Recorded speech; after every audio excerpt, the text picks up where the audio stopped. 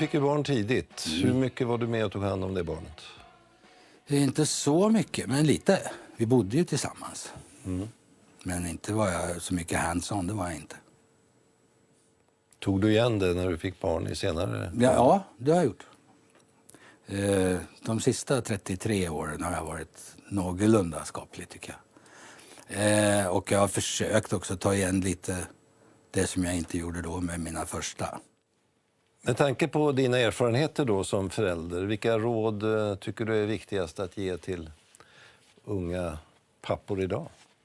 Att de ska ta chansen när de har den och vara hemma med sina små. För att det som jag var hemma med Ludvig, vår yngsta, när han var liten, han var kanske bara 2 månader.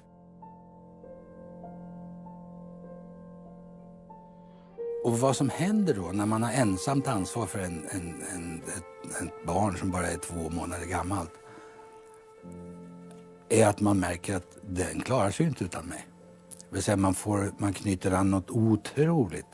Och just den kunskapen att man vet att den här lilla människan är helt beroende av att jag är hull och hår på plats 100% i tid och tanke. Liksom. Och det där går inte ur.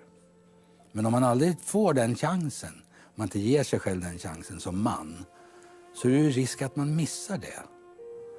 Just den där djupa liksom, insikten om att man är totalt oumbärlig.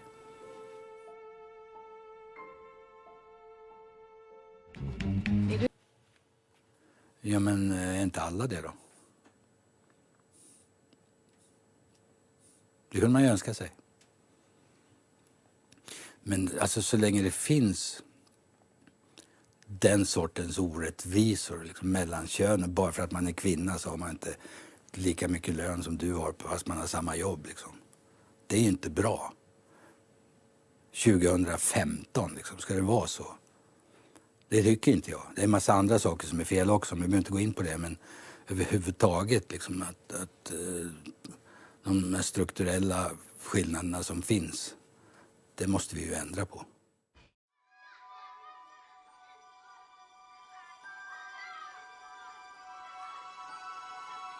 Din mamma var hemmafru, va? Ja. Var det vanligt? Vad hade dina kamrater också? Ja, det var nog vanligt. Det var väl, alltså 50-talet var väl... Det var väl den värsta tiden för kvinnor, tror jag. Det måste ha funnits många, i likhet med min mamma, som egentligen tyckte det var rätt beige att vara hemma. Hon hade hellre velat måla eller skulptera. Eller så. Hon var konstnärligt begåvad. Har jag någon sån talang så är henne jag fått den ifrån. Vad tyckte du om att ha mamma hemma då? Det var väl fint. Det var ju jättebra. Så på så sätt, för en unge är det klart att det är bra att man har en mamma hemma när man kommer hem. Benny Andersson växte upp i Vällingby. Den moderna nya Stockholmsstadsdelen från 50-talet som kom till under stadsplanedirektören Sven Markelius tid. En ABC-stad med arbete, bostäder och centrum i samma område. Man kunde gå till skolan utan att korsa en enda gata. Ganska trevligt när man är förälder, tror jag, kunna släppa iväg sina ungar och veta att det är, i alla fall där händer det ingenting. Grammofon då, hade ni det? Hade vi, radiogrammofon. Min första LP-skiva som jag köpte, det var ett underligt egentligen, jag vet inte varför, men det var en LP med Mantovani. Som spelar gamla filmlåtar, fantastiskt fina låtar. Laura, 3 Coins in the Fountain, Limelight. 3 coins in the fountain. Och varför jag hade den vet jag inte. Du vet Mantovani, stråkar med eko på liksom. Det ansågs nog inte så fint, men det visste inte jag. Jag gillade det. Är det där musikaliska impulser som har hängt med dig sen? Ja, det tror jag. Och jag tror att de impulserna man fick som liten, nu är det ju fullt ös överallt. Det finns så många radiostationer, alla kör ungefär samma spellistor liksom. Då så fanns det ju ingenting. Det fanns liksom en glad ton på grammofon, det fanns musik under arbetet, det fanns något annat också. Där det spelades allt möjligt, från Katarina Valente till Evert Taube, till tyska marscher, till kanske eventuellt någon slager. Och kanske man fick höra Diana med Paul Anka en gång i veckan eller en gång i månaden. Så det tror jag har haft inflytande på vad ABBA är. Jag tror att en del av framgången med ABBA, den beror på att vi inte är anglosaxiska. Att vi har den här bakgrunden, att vi har hört all den här musiken som jag just nämnde. Och allt som kommer in i huvudet... Du har smugit in Bach och Mantovani i den amerikanska rocken och engelska poppen. Valente och Zeman och Volare och allt sånt där som inte de har brytt sig om i Amerika och England. Och ur det man har i sig, det man får, det som är input, det blir också en del av ens output. Och där tror jag att vi skiljer oss lite då, att vårt musikaliska idiom så att säga skiljer sig lite ifrån det anglosaxiska. Men det är intressant det där vad musik triggar igång saker. Det är nästan lika starkt som dofter. Ja. Var det där ett program du lyssnade på? Ja. Visst. Det fanns ju inte så mycket att lyssna på.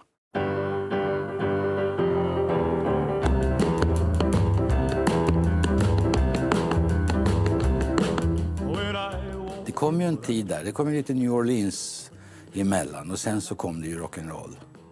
Och det förändrar ju allt. Alltså det var ju inte bara musiken utan det förändrar ju också hela systemet på något sätt. Helt plötsligt så fanns en generation som storföretagen fick upp ögonen för. De gick att sälja grejer till.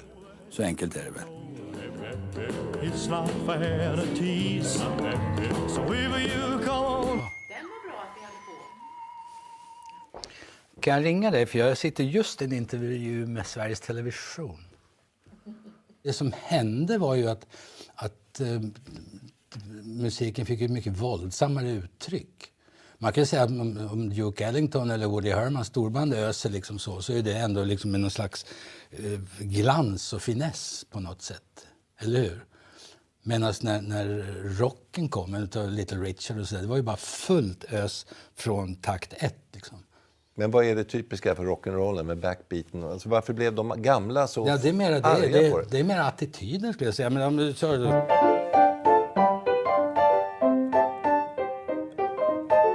så, va? Men, så. Och sen kommer rocken som är liksom... Det är ju så. Och väldigt typisk rytm. Typiskt och mycket, ja visst. Ja. Lite, man kan säga... lite utan finess kan man ju tycka, men det var ju också finessen.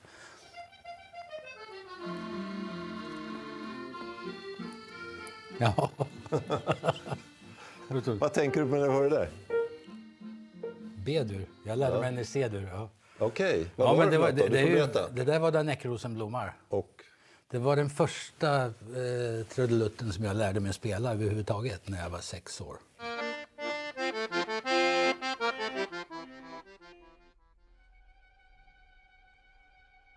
varifrån kom ditt musikintresse tror du? Jag tror att jag märkte att det passade mig. Jag fick ett dragspel när jag fyllde 6 av min farfar och pappa. Som båda spelade dragspel. Så lärde jag mig det rätt fort. När man sitter där timtals varje dag, då blir man ju lite bättre faktiskt. Så ju mer man övar, ju bättre blir man. Och ju roligare blir det.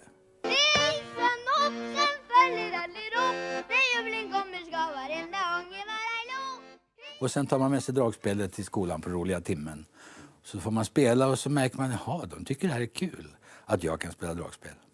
Så då får man ju liksom lite, någon slags input från en publik också. Det är inte helt fel. Att man känner att det här kanske, jag ska nog fortsätta med det här. Var det början på att uppträda för publik det där då? Alltså? Ja, det får man väl säga då. Eller att man märker att ja, musik, det är fint det.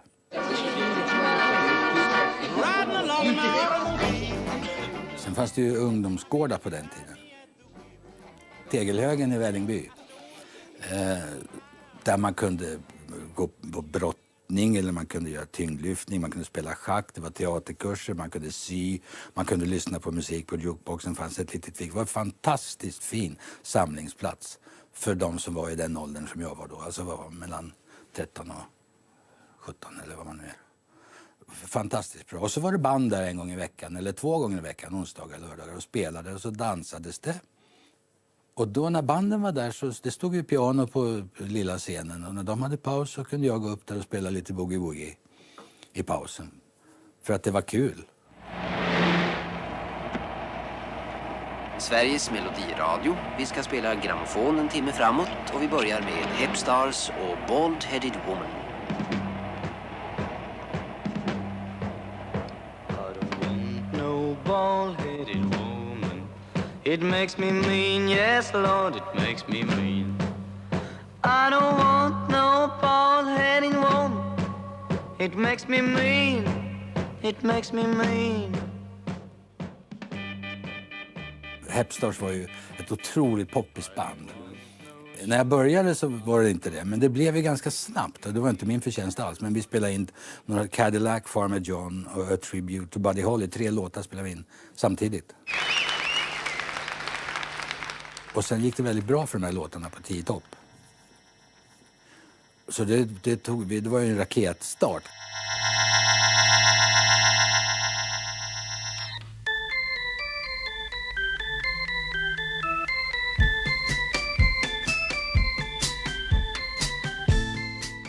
I en bok här som handlar om dig så hittade vi den där bilden. Ja, just det. Det var vår husbil. Den åkte ni runt med? Den åkte vi runt med ett tag. Ja, det finns en annan bild på dig och en bil här. Ni verkar ha kommit upp Thunderbird. i världen. En stor amerikanare. En Thunderbird 66. Vi hade 3 sådana. Ja. Vi kunde ju ha det, vet du. Det var ju väldigt bra på den tiden när vi var med i Hepstars. För på den tiden behövde man inte betala skatt.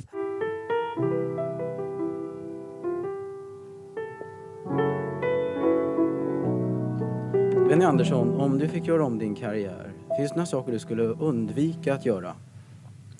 Nej, snarare tvärtom tror jag. Det finns flera saker som vi borde ha gjort som vi inte gjorde. Som till exempel att betala skatter och ha vett att säga ifrån till människor som gärna vill ha en fot med. Vi var 5 killar. Och en turnéledare. Och när vi hade spelat på stället så gick ju han in och hämtade pengarna i en papperskasse. Och sen på kvällen så delade vi på dem. Och då var vi så pass klyftiga ändå så vi sa att vi delar i 7 delar. En del till var och en av oss och en del till bilen som det hette. Det vill säga reparationer, bensin, sånt. Ja. Och det där höll på ganska länge. Och då kunde ni ha råd att köpa Då har man råd att Thunderbird. köpa Thunderbird, ja. Då sa Åke Gerhard, som var en förträfflig person faktiskt, också låtskrivare och förläggare, Augustin bland annat. Att du grabbar, ni borde nog tänka på att betala lite skatt, för det blir lite surt efter om ni inte gör det. Och det sa vi, det är klart vi ska. Men inte precis nu. Vi kan ta det nästa år. För det gick så bra så att vi tänkte att det kommer att räcka. Men det blev ju inte så. Så småningom så kom Skatteverket och sa att nu vill vi nog ha lite pengar av er. Hur lite då? Jag kommer inte ihåg, men det var några 100 000. Och Det var ofantligt mycket pengar. Ja, det var för den. mycket pengar. Mycket pengar. Ja. Och i mitt fall så var det så, eftersom jag hade börjat skriva musik då, jag hade gjort några låtar. No Response, Sunny Girl, lite sådär. Så att de fick ta mina STIM-inkomster. Tills dess att min skatteskuld var betald. Så jag märkte aldrig av det egentligen. Jag jobbade som vanligt och de pengarna man hade, de hade man. Och jag började betala skatt ordentligt efter det. She's a sunny girl forever, and no one can declare that she's... Vad tycker du om de svenska skatterna generellt? Ja, de är bra, kanske lite låga ibland. Om det inte räcker till tillräckligt många sjuksköterskor och vägbelysningar och you name it liksom. Det är ju liksom inte som i Sherwoodskogen att det är en elak gubbe som snor pengar från bönderna, utan det är ju, vi har väl anledning att försöka solidariskt se till att samhället funkar, tycker jag.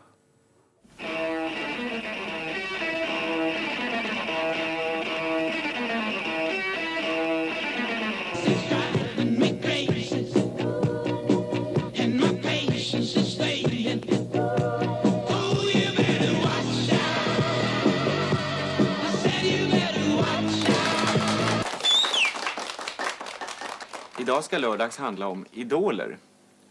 Vet ni vad idol betyder förresten? Det kommer från ett grekiskt ord som betyder bild. Och om man slår upp i lexikon så står det idol är lika med avgud. Och nog är det så, till exempel när man går på popkonsert, att man går inte dit bara för att höra på musiken utan också för att dyrka sin idol. Hur känns det att vara idol? Jag är helt slut. Nej, det är... Om vi ska... Nej. Man ser aldrig på sig själv som idol, va? Men det finns en stor del av publiken som gör det, inte hela. Men på så sätt är det ju smickrande att de tycker om vad man gör. Att det är så bra för de som tycker att de som har som idoler. Det känns väldigt normalt. Fast en ansvarsfyllt naturligtvis att veta att det är så många människor som tycker om det man gör. Fan vad ordentliga vi var. Ja. Vad tråkigt. Var det tråkigt? Vad skulle ni ha gjort då? Håll med om det är så jävla korrekt. Ja. Vilket ansvar tycker du att man har då? Om vi ska följa upp den där frågan från det gamla tv-inslaget. Vilket ansvar har man som idol? Har man det? Man kan försöka sköta sig kanske. Men det finns ju gott om idoler som skiter fullständigt i det. Eller hur? Så jag vet inte.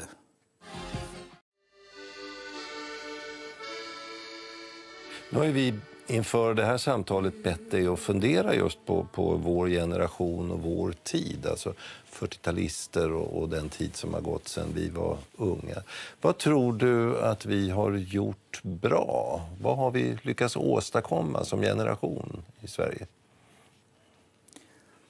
Ja, alltså jag undrar om vi har varit så bra med tanke på hur det ser ut nu. Jämfört med hur det var på 50- och 60-talet. Men om det är vårt fel eller om det bara är så att tiden liksom för allt det här med sig. Vad är det du menar med globaliseringen, med att solidariteten har liksom utgått till förmån för någonting annat som jag inte vet riktigt vad det är. Det vet jag inte om vi har gjort så bra. Man skulle önska att vi hade klarat av det bättre.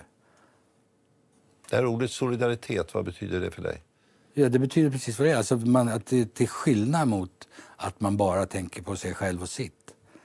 Att man försöker skapa ett samhälle som tar hand om alla i samhället. Inte bara 75%, inte bara någon jävla arbetslinje som liksom sätter en annan gräns för vilka vi är. Och liksom. Vi gör arbete, vi gör det bra, vi betalar lite mindre skatt. Men det är ju några som inte är med på det där tåget.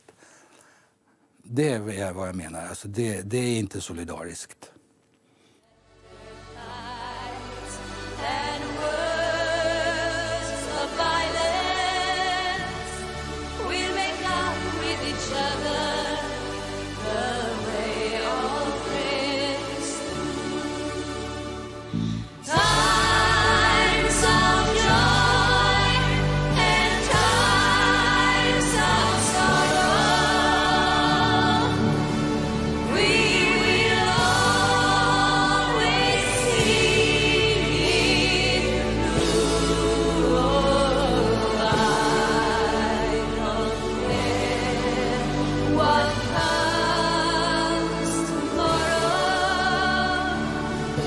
We can